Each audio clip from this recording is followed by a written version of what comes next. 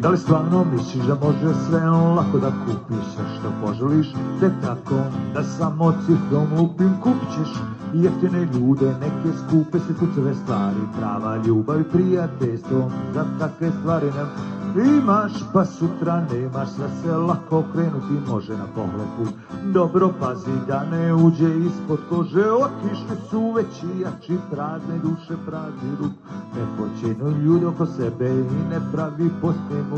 Ne gleda ljude samo kroz dobit. Svako ko ti priđe bliže želi da ti zagriju dušu. Isto neke klase ni Bog ti je dao na faku da ima zdravlje, talenta, dara. Nije svako sa tobom za kor, tu se čovjek često imaš, pa sutra nemaš. Sve se lako okrenuti može na pohlepu.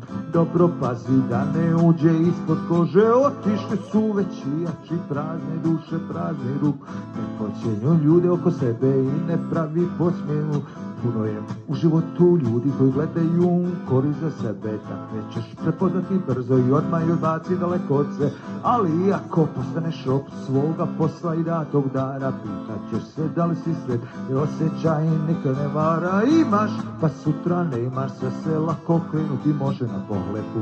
Dobro pazi da ne uđe ispod kože. Otišli su veći jači, prazne duše, prazni ruk. Ne počinju ljudi oko sebe i ne pravi posmjehu.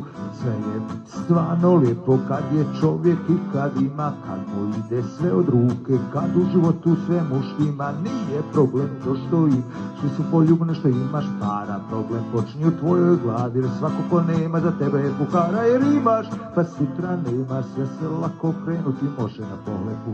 Dobro pazi da ne uđe ispod že. Otišli su veći jači, prazne duše, prazni ruku. Ne počinju ljude oko sebe i ne pravi posmjehu. Imaš, pa sutra nemaš. Sve se lako krenuti može na pohlepu.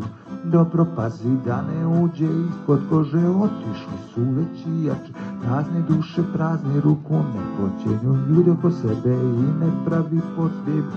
Imaš, pa sutra nemaš. Sve se lako krenuti može